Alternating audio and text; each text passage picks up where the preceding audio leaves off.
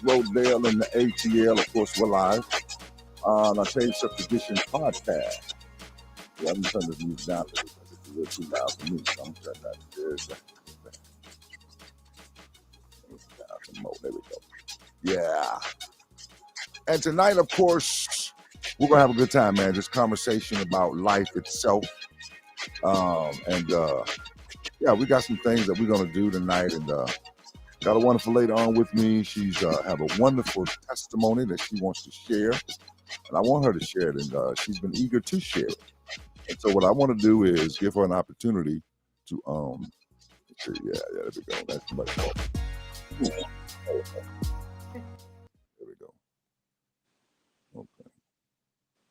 Make sure that music. There we go. That's good. That's good. Yeah. I want to make sure she share her story because we're going to call this show tonight, everybody. We're going to call this show Life's Journey. I want to call it Life's Journey because that's what she's been on. She's been on a life journey of herself. And I want her to tell her story. She has a really, really interesting story because whether you realize it or not, man, we all have had a journey in our life. And because of that, we go different ways. We enter life in different ways. We encounter different situations along the way. And we've encountered circumstances. We've overcome some, and then some, of course, has been challenges for us, I should say. And so life's journey takes all of us in different ways, different directions. And so what I want to do is invite you guys in, man, to the show tonight because it's going to be a wonderful show. And I really want you to get a chance to hear her story because she has a great story. She really does. Her name is Kima B. We're calling her Kima B tonight. Yeah, man. She's a rapper. And she got some good stuff, man. Welcome to the show, Kima. Yes, thank you. Thank you for having me, Rodale. Rodale in the ATL, as I would say. So listen, man, your young lady has had some life challenges, as we all have, as I said earlier.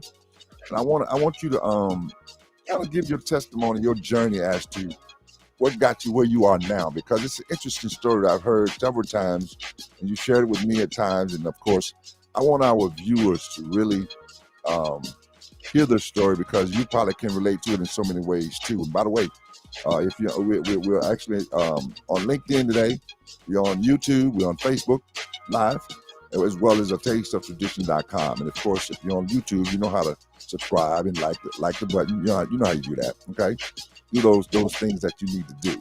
So let's get into it, Kima.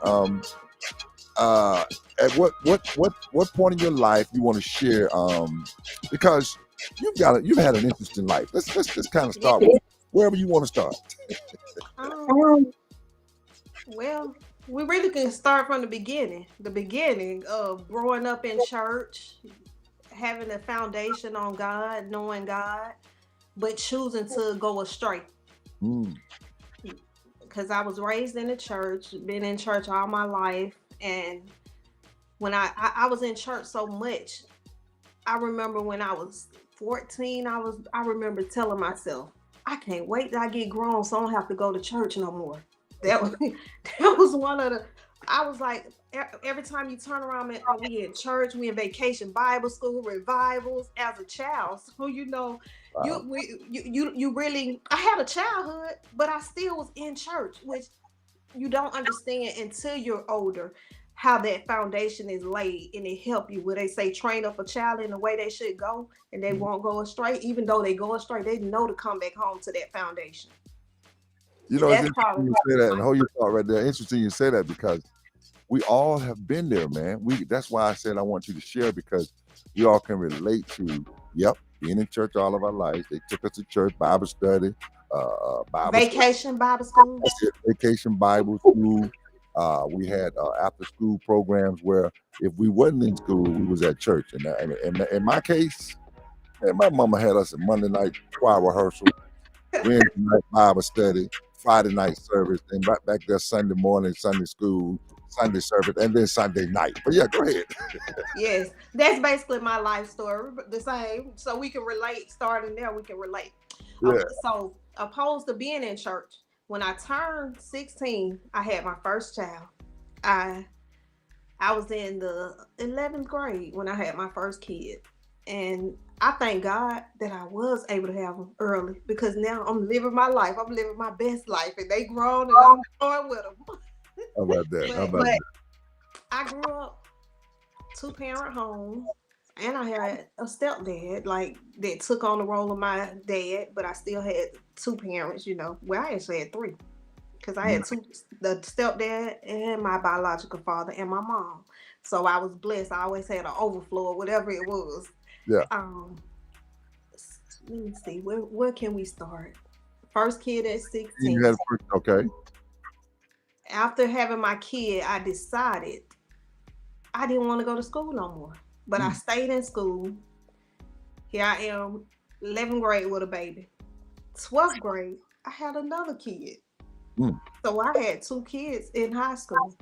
But that didn't stop me from going ahead to continue to do what I needed to do for myself and my kids.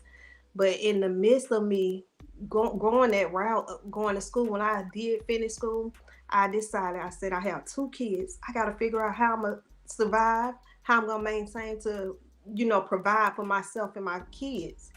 I started to sell drugs after being in the streets, the street life. What, as they would say, what come with drugs? The club, drugs, sex, money. That's yeah. what that's all. It's a package deal. You don't get one without the other. So it started with the drug dealing. Then I started, you would say an ex stripper because I am an ex stripper. I did dance in the club, and I thank God for not letting me get stuck in that mindset of, hey, I need to be in these, keep selling drugs or keep being in the club. He used everything for me as a stepping stone. And I just thank God for that because I know even when I was in the club and selling drugs, I remember praying when I would be on the way to make a play, as that we would say, when you in the streets, that's what you say, you making plays. Mm, I would be on my way to make plays and I would pray and say, God, protect me. Let not any hurt, harm, or danger come near me. That has always been one of my favorite prayers. No matter what I was doing, I knew to pray to God. And I know that's mainly the reason he kept me and kept his hand on me because even though I was doing wrong, he didn't let me go the route that I wanted to go. He kept his hand on me. When he felt like I was doing too much, he'll slow me down. He would send me something or somebody to give me a word or even give me a word myself to let me know, hey, you got to change these things. So in other words, you there was something inside of you telling you where you knew you were doing wrong, but you went on and did it anyway. So in other Yeah, words, that was that rebellion part of me. That because I always felt like I was told what to do from going to church. You gonna go to church. You gonna get up on Friday. You gonna go to Bible study. So it was like a rebellious part of me, and we all probably go through that.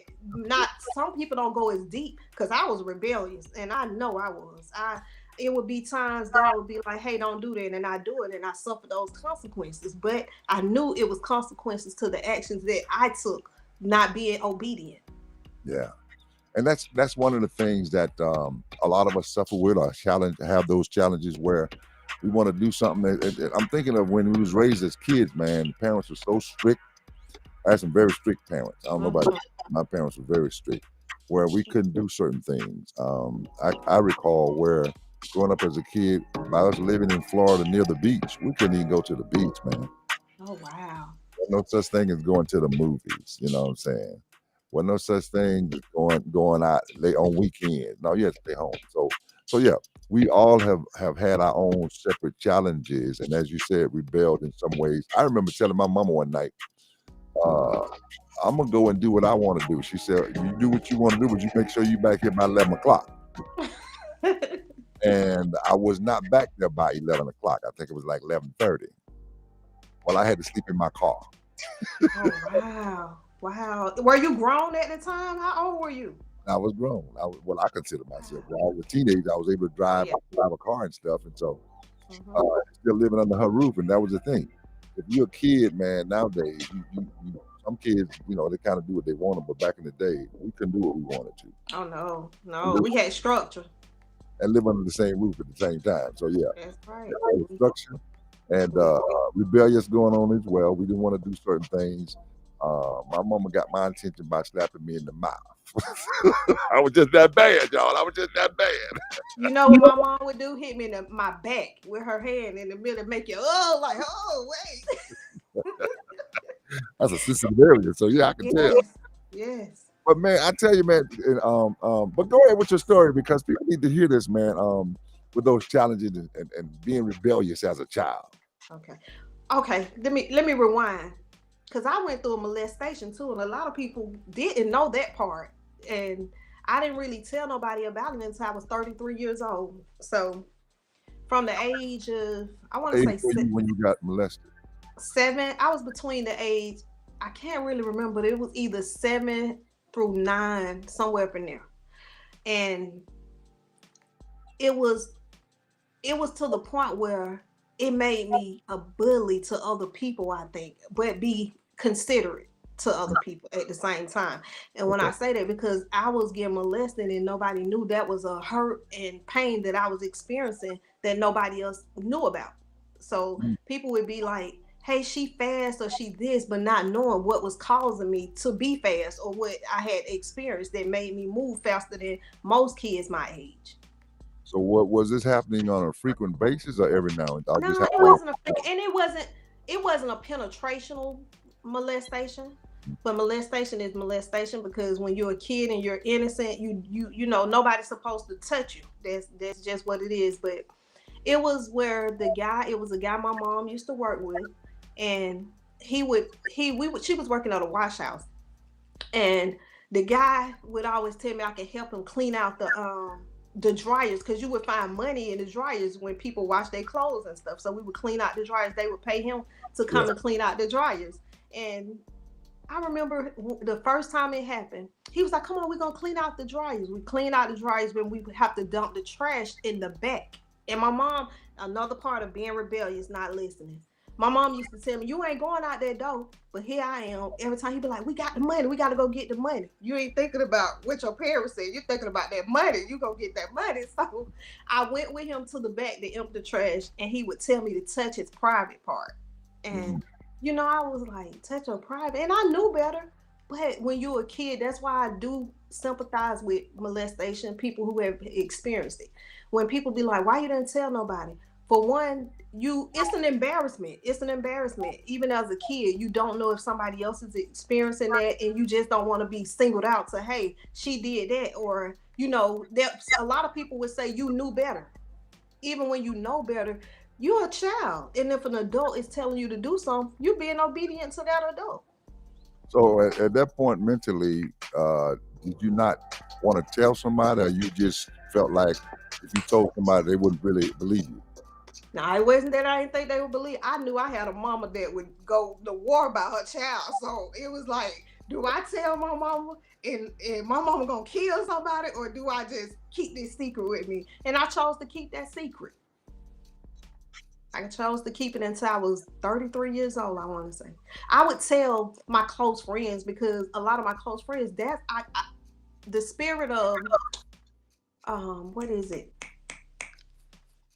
I lost my train of thought. But one of my best friends was molested. So, it was like we could relate, because we would talk about these things. So it wasn't like I was just experiencing. We would talk about when they experienced it and what happened with them. And there was multiple of my friends that experienced it. And a lot of people don't know these things about people, because a lot of people shy off and feel like, hey, I don't want to tell my story. But I realized the older I was getting, my story is to help somebody else. Because when I did tell someone about my molestation, I found out it was a generational curse, because my grandmother had been molested and nobody knew that. She came out and said in her childhood she was molested. Once I opened my mouth and let my voice be heard, a lot of people started opening their mouths. That is so interesting, because we all have our journeys in life, everybody, and you'd be surprised of the things that we've experienced through life as a kid, adolescent, then of course in adult life, and then sometimes, as you said, you kept it for so long until you got to the age of 33. What made you hold it so long? I may ask. I really don't even know. I really don't. I can't even answer that because I don't know. It's like I think I put a mental blockage, even though I knew it happened. Yeah. It was like it happened, but I got through it. I feel like I was always a survivor of whatever I had to experience. I was able to get through it through the grace of God. Yeah. Again, when I'm young, when you're young, you don't know what it is, but I know it was the grace of God that kept me and kept me shielded in that position. Whereas it didn't stop me from keep going. Like the covering God had on me, even though I was molested, people couldn't look at me and tell. I didn't let it tear me down or keep me from going. And so, what has sustained you even down to this point in life? What has sustained you to say, you know what, I can survive pretty much anything, even molestation? God, I can't. I can't. It's nobody but God that has sustained me and kept me. Yeah. As many times when I was out in the streets making plays, I could have been dead. I could have been robbed, shot. I think about all this, and I always say, God, you kept your hand on me because I lost a lot of people along the way. So now, explain to people again what making plays is again. Making plays is being a drug dealer. That's what we would call it. Making plays. You would go meet somebody to sell the product you have, and that's what you called it back then. Making plays. We was making plays. And how long did you do that? I would say off and on. Anything I've done, like even when I was a stripper, I would be off and on whenever I felt the need that I needed extra money or Okay. I needed to, do whatever it was I needed to do. Because I never really worked a job. I was good at whatever I choose to do. I'm very good at it. So it was like, hey, you're gonna make money. If you're gonna be a drug dealer, you're gonna make a lot of money. If you're gonna be a stripper, you're gonna make a lot of money. Yeah. And it just kept me. And that's the wonderful part about this whole thing, everybody, is that God was able to keep us even through those dark times, I should say. And so what do you say to people that have probably had the same challenges but afraid to talk about it or afraid to share? How would you encourage a person that has experienced some of the same things you've experienced? Talk about it. Talk about it. Confess it. Confessions help you get to the next level. Once you confess and like tell you don't even, you once you just confess it, because once I really remember getting down on my knees. How I even thought about telling my mom when I was 33 years old. It was these mug shots that they used to sell at the gas station years ago. They had started putting out like mug shots of people when they get arrested. And I actually was in the gas station getting ready to get gas, and on the counter I seen the book, and on the book was the guy who molested me. And when I picked it up, he was in jail for molesting somebody else. And it broke me down. It broke me down because I felt guilty. I was like, had I have told somebody else didn't have to go through that. Yeah. And it made me tell my story. It made me say, hey, you don't have to be ashamed of nothing because you're not the only person that went through that. Yeah. So I was able to open up. But I encourage anybody to talk about whatever it is you're going through. Confess it. Talk about it. Don't let it stop you from loving people, forgiving people, because I remember even saying, God, I forgive him. And when I got older, good thing about it, the Spirit of God showed me he wasn't mentally right. So a lot of things he was doing, he didn't have the mindset of an adult. He still had a mindset of a child. So it made me think about the movie The Shack. Have you ever seen that movie? I don't know if anybody. And how in that movie it go back and show how I forgot the guy name, the main character who Matt, how Matt went to the shack and God showed him his father, because remember his father used to beat on him and do certain things, but God showed him his father was experiencing that. So it was generational. So when God started showing me how to forgive, he was like, he wasn't mentally in his right mind when he was doing stuff to you. Yeah. I didn't even allow him to penetrate you. Yeah. God started speaking to me, showing me where it could have been worse. So it gave me so much like power over the situation. Like, hey, you got people out here that actually have been fondled, like whatever it is somebody wanted to do, they took advantage of them. I didn't allow him to do that, but I allowed you to go through this so you can help somebody else, because you're not gonna be afraid to speak on it. Now, I've seen you do some videos too where you're speaking to a lot of ladies out there. But for the ladies that are listening now, what are some of those sessions that you have? You've had it several times in the past. What are those sessions about? It's like know your worth, understanding your purpose. That's mainly what I like to teach the women. Know your worth. Don't settle for anything. Don't allow anything to come in your life and take up space and disrupt your peace. Know your worth, understand your purpose. We all have a purpose. We was put here on this earth to serve a purpose. Figure out what your purpose is, walk in it, and walk in it boldly. Can you share with us about the passing of your brother? What happened? Well, April 29th, 2021, my youngest brother was killed in front of my mother's house. And that took me to a whole nother level spiritually. Because when that happened, God told me I gotta forgive his killers. And I'm like, what? They killed my brother, God? How am I forgive them? But God said, you got to forgive them just as well as I've forgiven you when you've done things. It may have not been murder, but you've done things and you beg for my forgiveness. Just as well as I forgive you, you got to forgive them. And I just learned to let things go and let God. Let go and let God, because vengeance is God. But when my brother died, it really took me to another level spiritually. It made me walk more into the calling God gave me. And I noticed you did. I saw something on social media where recently, or you always recognize, or what I would say, honor him in a certain anniversary year, whatever. You do that on a regular. Tell us, people, why you do that.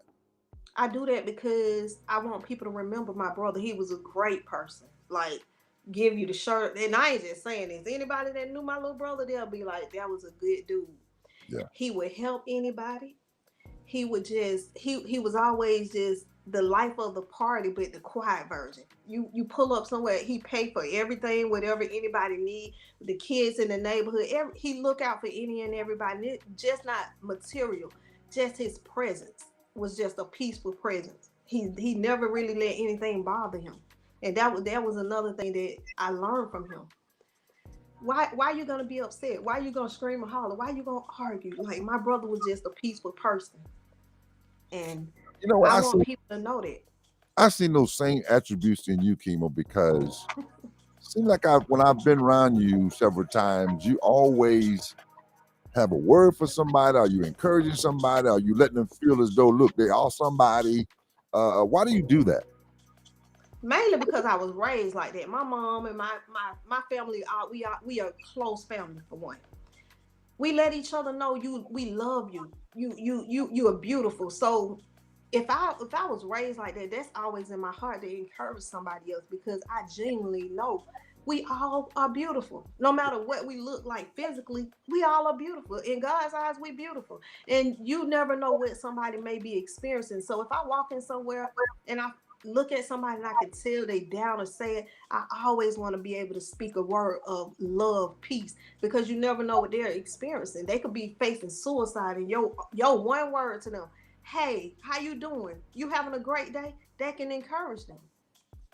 So you posted a video a couple of days ago, and you were talking about an incident where you were driving along and the guy said something to you that was beside you at the light. Share that story with us. Yeah, of course, I know I'm beautiful. I know I'm beautiful, and I mean my inside and my out is beautiful. So when I hear it, it's like, okay, and I'm not arrogant. I'm just confident in who I am in God. So Well, it's a difference. What did he say? How did he start out the conversation? He pulled on the side of me. He was like, "Hey, Miss Lady." That's the first thing, Miss Lady. I know I look young, but I'm old school. I'm an old soul. I don't know, but hey, Miss Lady, you beautiful and you fine. Pull over. It just automatically was like, I'm fine, I'm beautiful. I can take the beautiful, but you don't even know what I look like. I'm sitting in my car, you're sitting in your car. You don't know. He said, I could just tell you, because I could just tell. And I'm like, okay. He was like, pull over, pull over. And I'm like, what am I pulling over for? He's like, man, I want to talk to you. I want to take you out here. Let's go somewhere. No, he said, let's go have a drink. First of all, Okay. I don't drink. Yeah. Second thing was, you smoke? Wow. I don't smoke. So why am I gonna pull over and waste my time on you? And I ain't being funny. I'm not, because everybody do. It was a time I smoked weed. I did. I never really been a drinker, but I have smoked weed. But because I'm past these stages, it's like I have to be mindful of the company that I keep. I have to be mindful of who I allow in my presence because God delivered me from some things that I refuse to go back to. So you smoke weed too, girl? Yeah, what? Like a chimney? What? I was burning the house down. Yes, yes, Wow. Yeah, because see, yes. those are the journeys that I like for people to share because a lot of times people like to hide their past. But listen, man, we all have had a past. Come on now. Let's get Mhm. you And know? I'm gonna tell you my past before anybody else be able to tell you because I'm not ashamed of nothing I've experienced. People be like, "Do you regret anything?" I don't regret any parts of my life. I really don't because I realized I needed everything that happened in my life. At this stage and point I am right now, I needed it. Because had I not been molested, who's to say I would have sympathy for other people? I know I love people, but to actually know, hey, let me encourage you because I've been there. That drug dealer, hey, you don't have to do that. You can do something different. Even if you start off selling drugs, find you something else to turn your money into. Invest your money, do something different. Don't stay in that same space all your life. Yeah, because it's amazing how some people kind of shun you or look down on you when you're in a place where they're not, and then they make it seem like why are you doing that? But they may not have done it, but they got some issues going on too. They do. Hmm. Ain't no sin greater than the other. Ain't that Hello, what it said? Hey, hey. hello. So one thing about it, I was bold in the street. So when I got into the church and in Christ, I ain't gonna let you intimidate me. We ain't doing that. Right. Say what you want to say. I know who I am. And that's what God wants us to be, bold soldiers. He wants us to be bold soldiers. He wants us to know that you know what, we can come out of any situation if we just Yes. put it in God's hands. Yes. Sometimes we Yes. try to handle it on our own. We think we bigger than God when there's no such thing. But Mhm. I'm just enjoying the story that you're sharing with us this evening because people need to know that yeah, there have been some rough times in the past. There have been some situations that got myself caught up in. There's been some scenarios or some situations to where it may not look good for you, or you may say, "Oh, you did that? Oh, I don't know, I've never done that." Well, yeah, you probably never done that, but you've done some stuff just You as bad. done something. You done something that you done swept up under the rug. Right? Exactly. Only difference is mine's not up under the rug. I'm Yeah, transparent in all the things yeah. that I did and done. And that's what this program is about, people. I want you to realize that you know what, you can be yourself. You can be transparent. You can be who you are, and that's what God wants. God wants real people. He don't want fake folk. It's too many fake folk around as it is. You Mhm. know, there's too many folk around with trying with a camouflage of trying to show you who they are when they're really not that person. You know, it's just Mhm. like dating somebody. You get to meet the covered up person opposed to The the representative. You meet the the representative. Yeah, that's who you representative. meet. He or she be there for about 30 to 60 days. Then that real person gonna come out. That's the real deal right there, man. And that's what we're talking about tonight, everybody. Real talk with Rodale right here on the Taste of Tradition podcast. My special guest this evening, Kima B, man. She's a beautiful soul. She has a wonderful story, and I just thought I'd share it with you guys because I want you to know that we can be who we are, and God can still bless us because we all have Yes. had journeys along the way. Um, and to know that yeah, life has its challenges. We all have been there, man. I mean, whether you went to school or not, you've had some struggles. Whether you've been Mhm. educated or not, whether you think you are sophisticated or not, you have had some struggles. And trust me, you find a way to come out of them. So I thank you, Kima, for sharing with us and allowing our audience to see that there is some real people out here Yes. sharing their stories, and that's what this podcast is going to be all about. Everybody is Mhm. talking about real issues, real talk. We're going to get into some really deep subjects. Nothing is off limit. Okay, I'm gonna tell you that right now. Nothing is off limit. All right, we're gonna talk about it all. And I'm probably gonna have Kima back because she don't have no problem talking about stuff. Not at all. I tell it. I tell it all. Tell it all. And so yeah, she don't have no problem telling things. And so, and then if you have a topic that you want us to discuss, everybody, this my information at the bottom of the screen there. You can call me or you can email us, and make sure you reach out to us. And even if you want to be a guest on the show, I'm going to bring on some. I've got some wonderful people lined up already to bring on the show. We're gonna have some celebrities on every now and then, but I want real folk. I want real people, man, to just talk about what they deal with and how they go through things. So as we wrap this up, Kima, where are you in your life now, and how do you feel that the progression has taken place in your life? Where are you now? Um, I'm definitely more grounded in God. I don't say I'm religious because I had to get out of the religion thing. What I realized, God wants spiritual people, Yeah, people that's gonna move when He tell you to move, how He tell you to move, not how somebody's preaching or telling you to move. Now, if they telling you the right thing and your spirit agree, touch and agree with that, then you better be obedient. That's all I'm gonna tell you. But I'm basically a person that move how my spirit leads me. And that's another gift that I realized even when I was in my mother womb, God blessed me with to be able to see things before it happened. I'm able to see spirits on people. And that was another reason that I kind of shield away from going to church because I didn't understand the spiritual gift that God had gave me. mm, mm. Hmm. So Now when you you understand it you better, asked though. me, oh, go ahead. I'm sorry. But now you understand it better, though, don't you? Oh yes, do I? That's why like you said in play. Sometime when you've been with me or we've been out somewhere, I'm able to give somebody a word because I can see what they're experiencing or what they've gone through, or God might show me something that is taking place or going to happen in their life, and it's my job as His servant to give them that word. Yeah, yeah.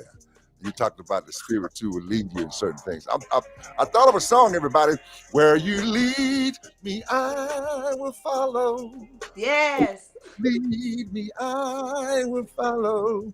I'll go with you all the way. That's just part of the song. I didn't want to sing the whole thing, but yes, yes, yes. I'm going wherever He leads. that's the gist of it, man. Try to find a way, get in a place where you can allow God to not only speak to you, but lead you. And then you can show you the path that you should take. All of us have that what we call intuition in us. We just don't use it all the time. We got it. It's there. And you be like, I don't hear them voices. Yes, you do. You hear them. You just ignore them. And you got to pray for discernment on a daily basis before when you Yeah, wake up in your prayer. Hey God, show me, reveal to me, like what I need to do. Order each one of these steps that I take. yeah, When I wake up, when people see me, they probably look at me like, oh, she did so she did, but they don't even know how much God in me. It's the God in me that Mary saw. That's my yeah, favorite. Like yeah. I have the God in me. You know, y'all don't know how many times I done went home and got on my knees and prayed. You don't know what I've experienced. You don't know, but when you see me, it's like it's something about her. There's something is God. It's the God in me. It's the God in me. That's what I'm talking about. Yes, And it's yes. it's God in all of us. We just need to apply that God to our lives. Hmm. Just go ahead and apply it to your life. Wherever you are in life, know that God can protect you, He can provide for you, and He can make a way for you. Because Yes, we serve the type of God that's a miracle worker. He's still working miracles. yes. To know how to do things when we can't figure it out. A lot of time we be trying to figure it out. No, turn it over to Jesus. He'll work it out for you. He'll work it out for you. That's another song. Turn it over to Jesus. I start worrying about it. That's my Yeah, song. I turn it over to the Lord and He works it out. that's right. He worked it out. Oh yes. Oh yes. Man, it's been a pleasure, Kima B, for having you on the No show. problem. I really appreciate you sharing your story, your life's journey, because That's what this show is all about, man. I want us to just be transparent as possible and say, listen, man, people need to hear my story. And you kept saying to me, I would love to be on your show and to share your story and share your. And so I'm glad I was able to have you on. And yes, we're gonna definitely have you back from time to time, share with us and be with us. And any closing remarks you want to say to our audience? I just want to tell everybody to stay prayed up, trust God no matter what it is you're going through, no matter what you've been through. Don't get stagnant in that place. Let go and let God. Yeah, yeah. Let go and Let go and let God. that's what I'm talking about. Kima B, everybody in the building. Woo, Come on. woo, woo, And you know woo, what? woo. She can rap too, y'all. You got a little piece. You want to spit a little bit? Well, you gonna put me on the spot like that. I don't mind though. I don't mind. I really, I'm gonna fix that song. What you told me, Yeah, you got I'm gonna you fix it. got to do it, man. She got a song, everybody, that's really that she shared with me. And she said, "I've been working on this song. That song needs to be heard. It really does, because of her journey. Uh, she's put it into lyrics, and Yes. it's in a rap form. I love rap music anyway. Y'all need to stop acting like y'all don't like rap music. That's right. Stop being Um, hypocrites because they listen to it when they by themselves. Then they want to get in front of people. I don't do that. Yeah, okay. I listen to all kind of music, but another I'm very aware now of what I allow going to my spirit because certain things I could be listening to, and when it say something like it's a gospel song, and I heard it say, "You haven't gave up on me yet," and I was like, "Hold on, God ain't never gave up on me." So I have to, when it get to that part, I don't say you haven't failed me yet. I just like, and you won't fail me. Like I have to change the lyrics because you got to be mindful of what you sing and that's who you right. listen to. Absolutely. And you got to be mindful of what you feed in your spirit too. That's right. That's Right. what you feed in your spirit. Yes. It's one scripture says, "You are what you say." Speak those things and be not as though they were, and Mm-hmm. make sure that whatever you do, speak positive. Get the negativity out your face, out your life, and know that God is going to work it in your favor. He always does, and He always will. Yes. Oh my goodness! Thank you so much, Kima B in the Thank building. you. Thank you for having me, Rodell. I pray many blessings upon you in this station and whatever else your heart desire. God supplied. Always important. We'd like to thank you, God, for giving me one more chance to share in this podcast right here on the Taste of Tradition podcast.